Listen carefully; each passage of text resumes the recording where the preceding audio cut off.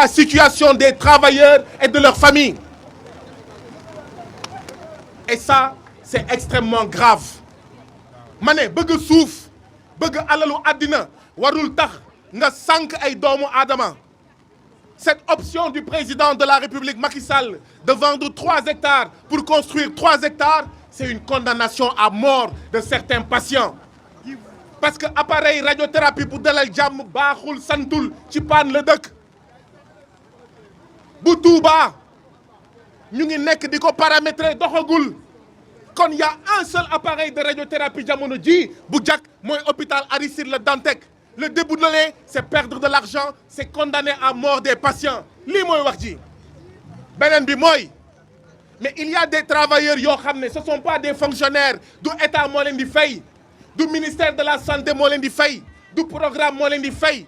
hôpital Dantec moo leen di fay kon en fermant l'hôpital Aristide Le Dantec ces travailleurs là prestataires de l'hôpital Aristide Le Dantec contractuels de l'hôpital Aristide Le Dantec kenn du leen fay à la prochaine fin de mois et donc on est en train de plonger ces travailleurs et leurs familles dans un stress. Jamono ji nga xam ne saaku soble mu ngi jar 50 000 francs dans certaines parties de ce pays. nga bëgg a jeter à la rue déguerpir des travailleurs sans leur assurer qu'ils vont percevoir les prochains mois leur salaire. Oui, les syndicats de la santé encore debout de l'hôpital Aristide Le Dantec ont raison de se battre. Ndaxte bi ñu rencontré le ministre de la santé daf leen ne dinañ xool comment on va payer les travailleurs mais loolu du dëgg du yoon. Même les autres travailleurs yi nga xam ne nekkuñu contractuels nekkuñu prestataire de l'hôpital mais seen indemnité seen motivation bi nga xam ne hôpital moo leen ko doon jox et qui leur permettait d'arrondir leur fin de mois de tenir dans ce Sénégal où la vie coûte cher, extrêmement cher. Rien que le loyer prend plus de la moitié de votre salaire. Mais même ces travailleurs-là, que vont-ils devenir? Sakama les prestataires de l'hôpital Aristide Le Dantec, sakama les contractuels de l'hôpital Aristide Le Dantec. Xam ngeen li am mooy président Macky Sall suufu aéroport mu sàcc suufu forêt classée de Mbao mu sàcc suufu Tobène mu sàcc suufu fu nekk ci Sénégal ñu sàcc suufu Almer sax ñu sàcc suufu hôpital Aristide Le Dantec ñu bëgg a sàcc. fi may daanelee mooy li daam wax lay waxaat mètre carré hôpital Aristide Le Dantec jarul 1 million ba ñu naan 30 milliards. Mètre carré hôpital Aristide Le Dantec mu ngi jar 2,5 millions boo ko multiplié par 30 000 hectares ça fait 75 milliards ñu déclaré 30 milliards ana 45 milliards yi président Macky Sall moo ko bëgg ne fuuf moom ak njabootam moom ak i xaritam mais dafa doy loolu la ñu wax ne du dëgg du yoon fii lañ doon wax am na ay weer ci ginnaaw Aliou Sall suñu 400 000 mais président Macky Sall suñu 45 milliards. Suñu 45 milliards. Donc la lutte va continuer. Il faudra qu'on évalue cette manifestation. Il faudra que nous massifions, dem seeti les autres acteurs jusqu'à ce que le président Macky Sall recule. Et Inch'Allah, il va reculer. La lutte continue, seule la lutte libère. Merci beaucoup. Bon, mënuñu wax ni fu mu toll nii am na solution ci délocalisation parce que délocalisation boo koy def dafa am programme. moom koy wax toujours am na projet yu bëri xew nañ ci biir dëkk bi. projet yooyu laataa ñu koy teg dañu def ñaari étude dañu def étude environnementale après def étude sur l'impact social. Sur le plan environnemental xool nañ ñu ko mën a régler mais sur le plan social képp koo xam ne loolu war na la toucher jël nañ ci ay disposition ba bi ñuy defar autoroute à péage ay kër la romb ay famille la romb fexe nañ ba jël ay seeni disposition pour que waxtaan ak ñooñu nga xam ne ñooy yoroon seen i kër ba waxtaan ak ñu ne leen temps la leen di fay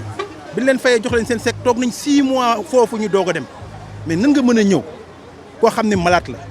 planifié woo ko koo xam ne travailleur la seetloo ko nga xëy benn jour rek nga ni da ngay nguufaan ñëpp rek nañu génn amul benn humanisme. Pourquoi? Parce que nee nañ war nañ ko livrer en décembre ñun suñu yoon nekku ci politique nous sommes des fonctionnaires de l'État régis par la loi 61-33 ñun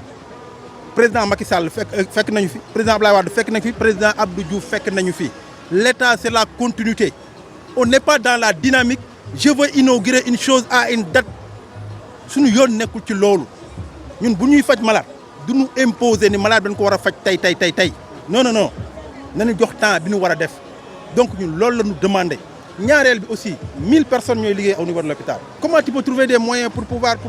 avoir la continuité ñu mën a jël seeni famille ñu ci bëri ay locataires lañu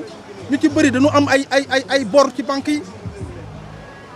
c'est sur le plan humain uniquement la ñuy demander au président de la République. xam nga aussi du ay wax parce que ñun ñoo leen jiitu ci administration xam nañ comment ça fonctionne gis nga da ngay wax waxu statut xam nga wax naa la sànq bu dee fonctionnaire yi amuñu problème fu la mënta yóbbu sa salaire dina ñëw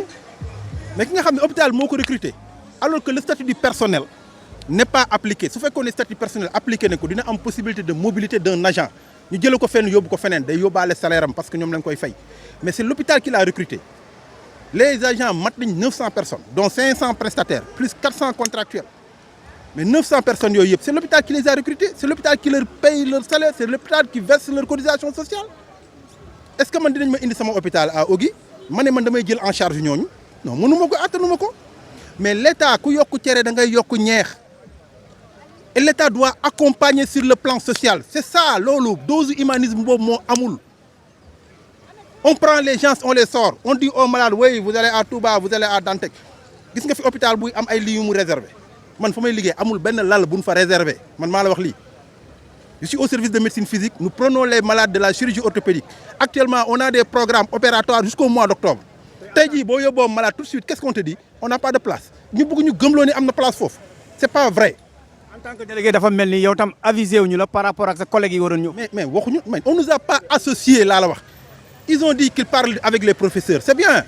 c'est des chefs de service mais la plupart des professeurs ils ne sont même pas ils sont dans les colloques et puis c'est des encadreurs ils sont dans la recherche et de la formation ils sont à l'université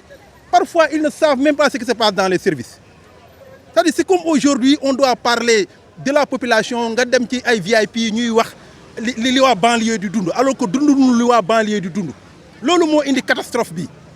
on parle avec le service il te dit way mën nga ma délocaliser yóbbu ma fenn parce que looloo leen arrangé ñoom certains chefs de service ils ne veulent plus avoir le contrôle au niveau de l'administration de l'hôpital